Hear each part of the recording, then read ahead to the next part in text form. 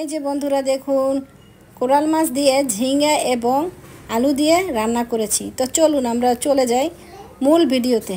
সেখানে আমি আজকে রান্না করেছি দুটা তরকারিতে আমি মাছের লেজা এবং এক টুকরো মাছ ভেঙে সমস্ত মশলা দিয়ে কষিয়ে লাউটা ছোট ছোট করে কুচি কুচি করে সেটা আমি দিয়ে রান্না করে ফেলেছি। তো মশলার কথাটা আর বললাম না, সবাই জানেন যারা রান্না করেন। তো আমি ধনেপাতা দিয়ে নামিয়ে ফেলেছি। এভাবে সব মশলা দিয়ে এভাবে হালকা ঝোল দিয়ে রান্নাটা খেতে খুবই সুস্বাদু। তারপরে চলে যাচ্ছি আমি আলু এবং ঝিঙা পরিষ্কার করতে। তো দিয়েছিলাম আমার ঘরের কাজের বুয়াকে একটু কুটে দিতে। সে করছে কি একদম গোল গোল করে কুটে ফেলছে। আসলে আমরা গোল গোল করে এভাবে দিই না, আমরা একটু লম্বা লম্বি করে কেটে তারপরে মাছের সঙ্গে সবজি দিই।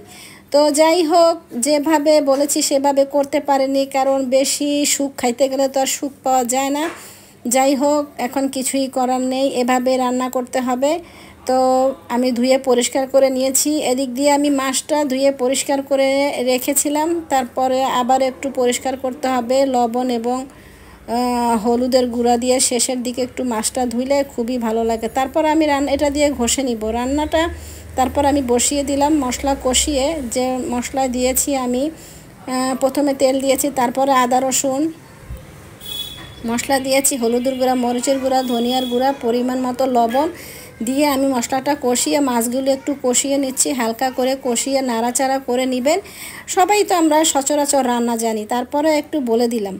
তো রেসিপি তো আমরা একটু বলেই দিতে হবে, কারণ এক এক দেশের রান্না এক এক রকম, এক একজনের হাতের রান্না এক এক রকম। তো মাছগুলো একটু আগে থেকে, যেহেতু আমি ভাজা ভেজে নিইনি, তাহলে আমি একটু আগে থেকে কষিয়ে নেব। কষিয়ে নেওয়ার পরে আর কি করার আছে, গোল গোল আলু আর ঝিঙাগুলো দিয়ে দিব। সেগুলো দিয়ে ভালো করে একদম, কারণ ঝিঙার থেকে কিন্তু পানি বের হয়, তো পানিটা আমরা পরিমাণ মতো দিব।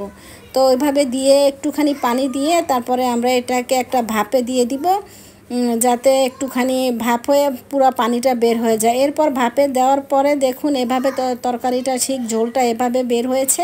দেখুন আমি একটুখানি পানি দিয়ে দিয়েছি, তাতে পানি কিন্তু অনেকটা বের হয়ে গেছে। এখন মাছগুলোকে একটু উপরের দিকে উঠিয়ে নিয়ে আসবো যাতে না ভাঙে।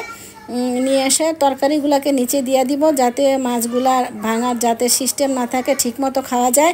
তারপরে আমি এগুলা একটু ভালো করে আরেকটু পরিমাণ মতো, দেখুন একটু পানি, আরেকটু পরিমাণ মতো পানি দিয়ে এরপর আমি আবারও এটাকে ভাপে দিয়ে দিব। ভাপে দিয়ে তারপরে আমরা কি করব, ভাপে দেওয়ার পরে দেখুন এই যে ঢেকে দিয়েছি। ঢেকে দেওয়ার পরে এরপর আমি আবার চুলায় ভাত বসিয়ে দিয়েছি। এদিক দিয়ে আমি আবার এই তরকারিটা নামিয়ে, দেখুন এটা কিন্তু হয়ে আসছে পানি দেওয়ার পরে। এভাবে লেড়ে চেড়ে সুন্দর করে চেপে চেপে দিবেন, কারণ ঝিঙা কিন্তু ভেসে ওঠে। এটা তো সবজি, বুঝতেই পারছেন, পর্যাপ্ত পরিমাণে ভিটামিন আছে। বেশি বেশি করে সবজি খাওয়ার চেষ্টা করবেন। আর সবজি যে কোনো সময়, যে কোনো মুহূর্তে যা কিছু খাবেন, সবজি স্বাস্থ্যের জন্য খুবই ভালো, খুবই ভালো। তো আমি এরপরে দিয়ে দিব ধনিয়া পাতা, কাঁচা মরিচ তো আগেই দিয়ে দিয়েছি। আমার ধনিয়া পাতা খেতে খুব ভালো লাগে। যারা ধনিয়া পাতা খেতে পছন্দ করেন না তারা দিবেন না, আমার খুব ভালো লাগে খেতে, এবং আমার ধনিয়া পাতার ঘ্রাণটা খুবই সুস্বাদু এবং খুব ভালো লাগে। তরকারি কিন্তু সুস্বাদু করে আসলে ধনিয়া পাতা দিলে। তারপরে এগুলা হয়ে গেলে আমি নামিয়ে নিব। তো দেখুন একদম হয়ে এসেছে। তো আমার যদি আজকের রান্নার ভিডিওটা ভালো লাগে, দেখুন তরকারি হয়ে গেছে। তো আমার পাশে থাকবেন, ভালোবাসা দিবেন। আমি ইনশাল্লাহ আপনাদের পাশে আছি। সবাই সুস্থ থাকবেন, ভালো থাকবেন এবং আল্লাহ হাফেজ।